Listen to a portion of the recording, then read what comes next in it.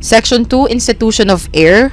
Article 840, Institution of Heir is an act by virtue of which a testator designates in his will the person or persons who are to succeed him in his property and transmissible rights and obligations. Article 841, a will shall be valid even though it should not contain an institution of an heir, or such institution should not comprise the entire estate, and even though the person so instituted should not accept the inheritance or should be incapacitated to succeed. In such cases, the testamentary dispositions made in accordance with law shall be complied with, and the remainder of the estate shall pass to the legal heirs. Article 842, one who has no compulsory heirs may dispose by will of all his estate or any part of it in favor of any person having capacity to succeed. One who has compulsory heirs may dispose of his estate provided he does not contravene the provisions of this code with regard to the legitime of the said heirs. Article 843, the testator shall designate the heir by his name and surname, and when there are two persons having the same names, he shall indicate some circumstance by which the instituted heir may be known. Even though the testator may have omitted the name of the heir, should he designate him in such manner that there can be no doubt as to who has been instituted, the institution shall be valid. Article 844. An error in the name, surname, or circumstances of the heir shall not vitiate the institution when it is possible in any other manner to know with certainty the person instituted. If among persons having the same names and surnames there is a similarity of circumstances in such a way that even with the use of other proof the person instituted cannot be identified, none of them shall be an heir. Article 845. Every disposition in favor of an unknown person shall be void, unless by some event or circumstance his identity becomes certain. However, a disposition in favor of a definite class or group of persons shall be valid. Article 846. Heirs instituted without designation of shares shall inherit in equal parts. Article 847. When the testator institutes some heirs individually and others collectively, as when he says, I designate as my heirs A and B, and the children of C, those collectively designated shall be considered as individually instituted unless it clearly appears that the intention of the testator was otherwise. Article 848. If the testator should institute his brothers and sisters, and he has some of full blood and others of half blood, the inheritance shall be distributed equally unless a different intention appears. Article 849. When the testator calls to the succession a person and his children, they are all deemed to have been instituted simultaneously and not successively.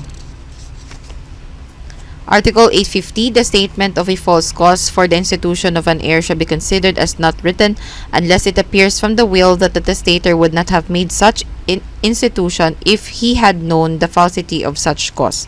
Article 851. If the testator has instituted only one heir and the institution is limited to an aliquot part of the inheritance, legal succession takes place with respect to the remainder of the estate. The same rule applies if the testator has instituted several heirs, each being limited to an aliquot part, and all the parts do not cover the whole inheritance. Article 852. If it was the intention of the testator that the instituted heirs should become sole heirs to the whole estate or the whole free portion as the case may be, and each of them has been instituted to an aliquot part of the inheritance and their aliquot parts together do not cover the whole inheritance or the whole free portion, each part shall be increased proportionally. Article 853. If each of the instituted heirs has been given an aliquot part of the inheritance and the parts together exceed the whole inheritance or the whole free portion as the case may be, each part shall be reduced proportionally.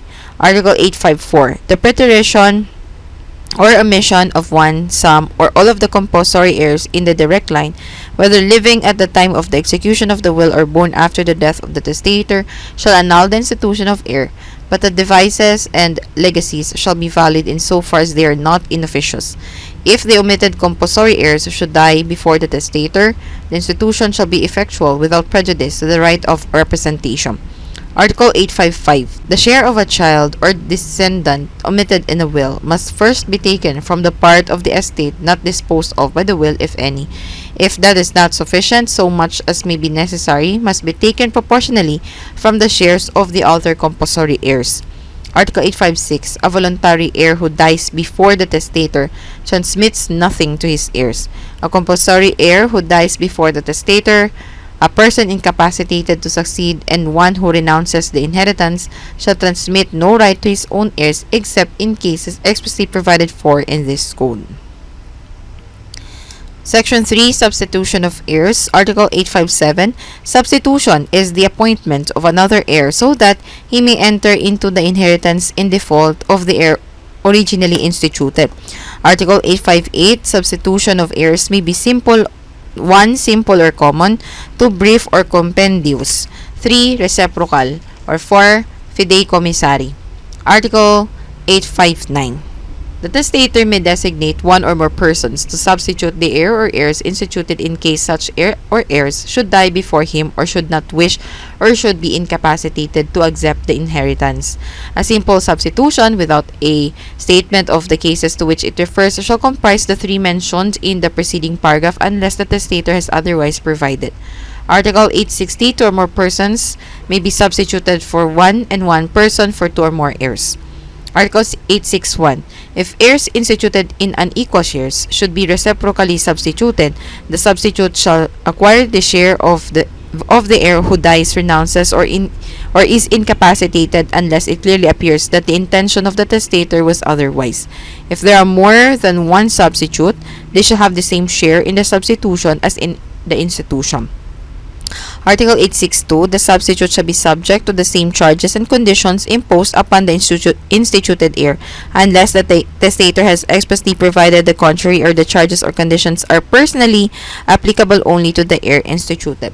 Article 863. A fideicommissary substitution by virtue of which the fiduciary or first heir instituted is entrusted with the obligation to preserve and to transmit to a second heir the whole or part of the inheritance shall be valid and shall take effect provided such substitution does not go beyond 1 degree from the heir originally instituted, and provided further that the fiduciary or first heir and the second heir are living at the time of the death of the testator.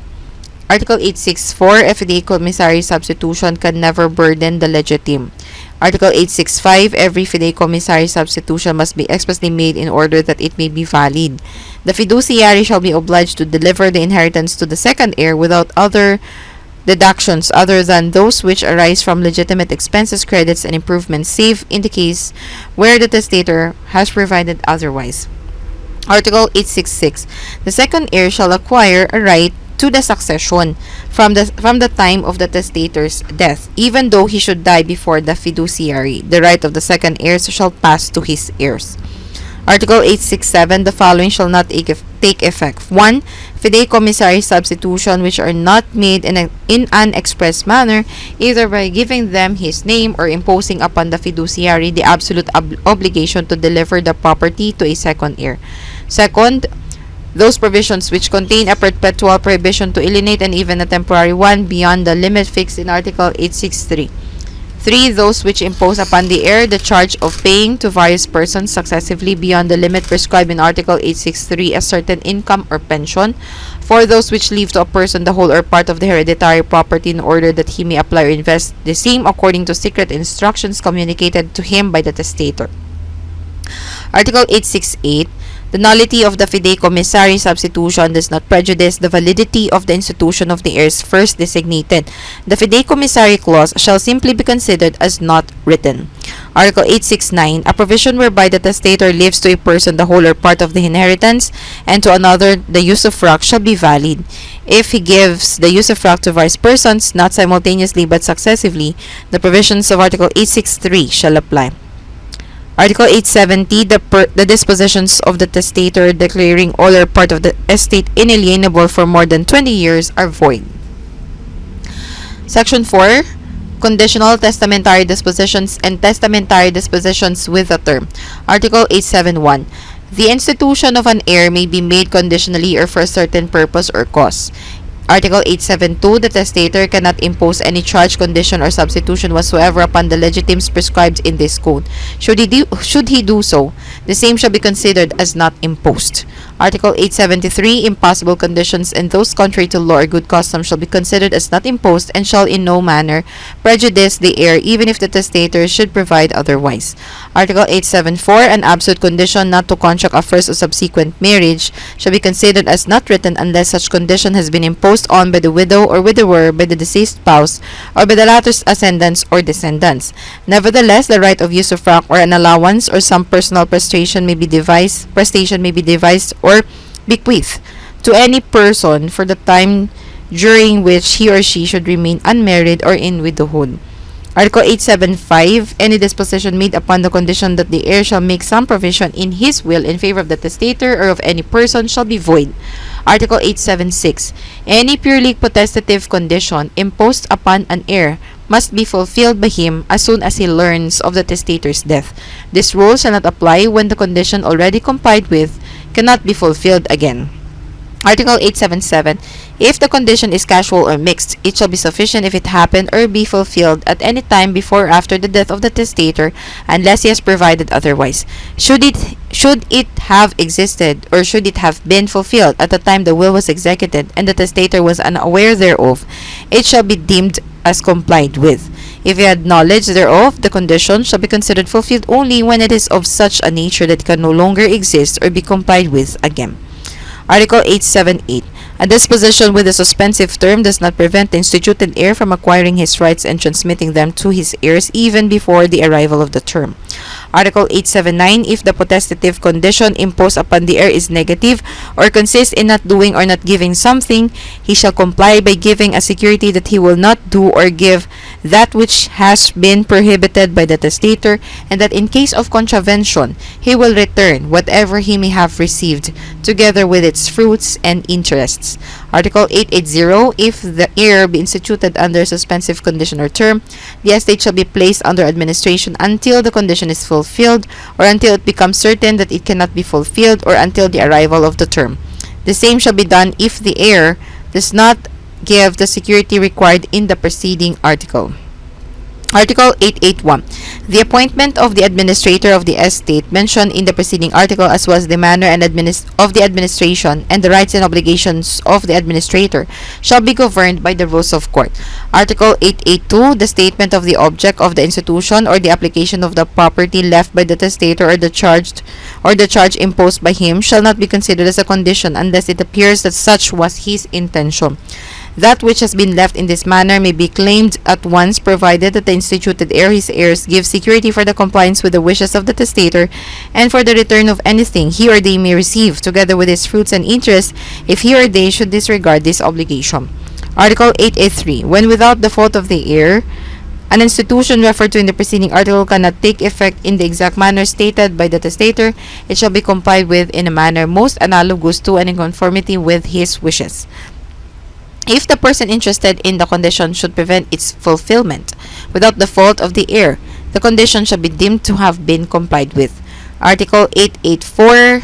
Conditions imposed by the testator upon the heirs shall be governed by the rules established for conditional obligations in all matters not provided for by this section. Article 885. The designation of the day or time when the effects of the institution of an heir shall commence or cease shall be valid. In both cases, the legal heir shall be considered as called to the succession until the arrival of the period or its expiration. But in the first case, he shall not enter into possession of the property until after having given sufficient security with the intervention of the instituted heir. Section 5. Legitime. Article 886. Legitime is that part of the testator's property which he cannot dispose of because the law has reserved it for certain heirs who are therefore called compulsory heirs. Article 887. The following are compulsory heirs. 1. Legitimate children and descendants with respect to their legitimate parents and ascendants. 2. In default of the foregoing, legitimate parents and ascendants with respect to their legitimate children and descendants. 3. The widow or widower. 4. Acknowledged natural children and natural children by legal fiction. 5th, other illegitimate children referred to in Article 287. Compulsory heirs mentioned in numbers 3, 4, and 5 are not excluded by those in numbers 1 and 2, neither do they exclude one another. In all cases of illegitimate children, their filiation must be duly proved. The father or mother of illegitimate children of the three classes mentioned shall inherit from them in the manner and to the extent established by this code. Article 888. The legitime of legitimate children and descendants consists of one half of the hereditary estate of the father and of the mother. The latter may freely dispose of the remaining half subject to the rights of illegitimate children and of the surviving spouse as hereinafter provided. Article 889. The legitime of legitimate parents or ascendants consists of one half of the hereditary estates of their children and descendants. Their children or descendants may freely dispose of the other half subject to the rights of illegitimate children and of the surviving spouse as hereinafter provided. Article 890. The legitime reserved for the legitimate parents shall be divided between them equally.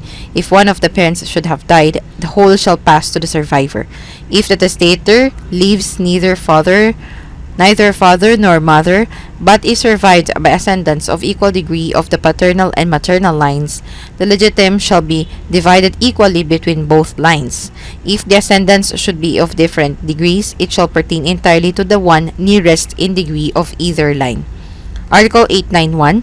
The ascendant who inherits from his descendant any property which the latter may have acquired by gratuitous title from another ascendant or a brother or sister is obliged to reserve such property as he may have acquired by operation of law for the benefit of relatives who are within the third degree and who belong to the line from which said property came. Article 892. If only one legitimate child or descendant of the deceased survives, the widow or widower shall be entitled to 1/4 of the hereditary estate. In case of a legal separation, the surviving spouse may inherit if it was the deceased who had given cause for the same. If there are two or more legitimate children or descendants, the surviving spouse shall be entitled to a portion equal to the legitime of each of the legitimate children or descendants. In both cases, the legitime of the surviving spouse shall be taken from the portion that can be freely disposed of by the testator.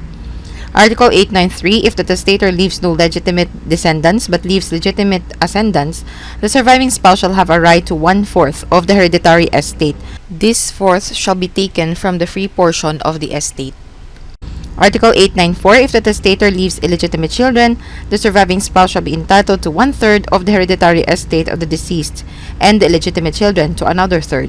The remaining third shall be at the free disposal of the testator. Article 895. The legitime of each of the acknowledged natural children and each of the natural children by legal fiction shall consist of one half of the legitime of each of the legitimate children or descendants. The legitime of an illegitimate child who is neither an acknowledged natural nor a natural child by legal fiction shall be equal in every case to 4/5 of the legitime of an acknowledged natural child. The legitime of the illegitimate children shall be taken from the portion of the estate at the free disposal of the testator, provided that in no case shall the total legitime of such illegitimate children exceed that free portion, and that the legitime of the surviving spouse must first be fully satisfied. Article 896. Illegitimate children who may survive with legitimate parents or ascendants of the deceased shall be entitled to 1/4 of the hereditary estate to be taken from the portion at the free disposal of the testator. Article 897. When the widow or widower survives with legitimate children or descendants and acknowledged natural children or natural children by legal fiction, such surviving spouse shall be entitled to a portion equal to the legitime of each of the legitimate children, which must be taken from that part of the estate which the testator can freely dispose of. Article 898. If the widow or widower survives with legitimate children or descendants and with illegitimate children other than acknowledged natural or natural children by legal fiction, the share of the surviving spouse shall be the same as that provided in the preceding article. Article 899. When the widow or widower survives with legitimate parents or ascendants and with illegitimate children, such surviving spouse shall be entitled to 1/8 of the hereditary estate of the deceased, which must be taken from the free portion, and the illegitimate children shall be entitled to 1/4 of the estate, which shall be taken also from the disposable portion. The testator may freely dispose of the remaining 1/8 of the estate. Article 900. If the only survivor is the widow or widower, she or he shall be entitled to one half of the hereditary estate of the deceased spouse, and the testator may freely dispose of the other half. If the marriage between the surviving spouse and the testator was solemnized in articulum mortis, and the testator died within 3 months from the time of the marriage, the legitime of the surviving spouse as the sole heir shall be 1/3 of the hereditary estate, except when they have been living as husband and wife for more than 5 years. In the latter case, the legitime of the surviving spouse shall be that specified in the preceding paragraph. Article 901. When the testator dies, leaving illegitimate children and no other compulsory heirs, such illegitimate children shall have a right to one half of the hereditary estate of the deceased. The other half shall be at the free disposal of the testator. Article 902. The rights of illegitimate children set forth in the preceding articles are transmitted upon their death to their descendants, whether legitimate or illegitimate. Article 903. The legitime of the parents who have an illegitimate child, when such child leaves neither legitimate descendants nor a surviving spouse nor illegitimate children, is one half of the hereditary estate of such illegitimate child. If only legitimate or illegitimate children are left, the parents are not entitled to any legitime whatsoever. If only the widow or widower survives with parents of the illegitimate child, the legitime of the parents is 1/4 of the hereditary estate of the child, and that of the surviving spouse also 1/4 of the estate. Article 904. The testator cannot deprive his compulsory heirs of their legitime except in cases as expressly specified by law. Neither can he impose upon the same any burden, encumbrance, condition, or substitution of any kind whatsoever. Article 905. Every renunciation or compromise as regards a future legitime between the person owing it and his compulsory heirs is void, and the latter may claim the same upon the death of the former, but they must bring to collation whatever they may have received by virtue of the renunciation or compromise. Article 906. Any compulsory heir to whom the testator has left by any title less than the legitime belonging to him may demand that the same be fully satisfied. Article 907. Testamentary dispositions that impair or diminish the legitime of the compulsory heirs shall be reduced on petition of the same, in so far as they may be inefficacious or excessive. Article 908. To determine the legitime, the value of the property left at the death of the testator shall be considered, deducting all debts and charges, which shall not include those imposed in the will. To the net value of the hereditary estate shall be added the value of all donations by the testator that are subject to collation at the time he made them. Article 909. Donations given to children shall be charged to their legitime. Donations made to strangers shall be charged that part of the estate of which the testator could have disposed by his last will. In so far as they may be inefficacious or may exceed the disposable portion, they shall be reduced according to the rules established by this code. Article 910. Donations which an illegitimate child may have received during the lifetime of his father or mother shall be charged to his legitime. Should they exceed the portion that can be freely disposed of, they shall be reduced in the manner prescribed by this code. Article 911. After the legitime has been determined in accordance with the 3 preceding articles, the reduction shall be made as follows. 1. Donations shall be respected as long as the legitime can be covered, reducing or annulling, if necessary, the devises or legacies made in the will. 2. The reduction of the devises or legacies shall be pro rata without any distinction whatever.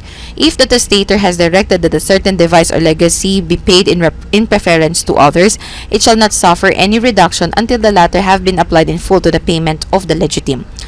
3. If the devise or legacy consists of a usufruct or life annuity whose value may be considered greater than that of the disposable portion, the compulsory heirs may choose between complying with the testamentary provision and delivering to the devise or legatee the part of the inheritance of which the testator could freely dispose of. Article 912. If the devise subject to reduction should consist of real property which cannot be conveniently divided, it shall go to the devise if the reduction does not absorb 1/2 of its value, and in a contrary case, to the compulsory heirs. But the former and the latter shall reimburse each other in cash for what respectively belongs to them. The devise who is entitled to a legitime may retain the entire property, provided its value does not exceed that of the disposable portion and of the share pertaining to him as legitime. Article 913. If the heirs or devisees do not choose to avail themselves of the right granted by the preceding article, any heir or devise who did not have such right may exercise it. Should the latter not make use of it, the property shall be sold at public auction at the instance of any one of the interested parties. Article 914. The testator may devise and bequeath the free portion as he may deem fit.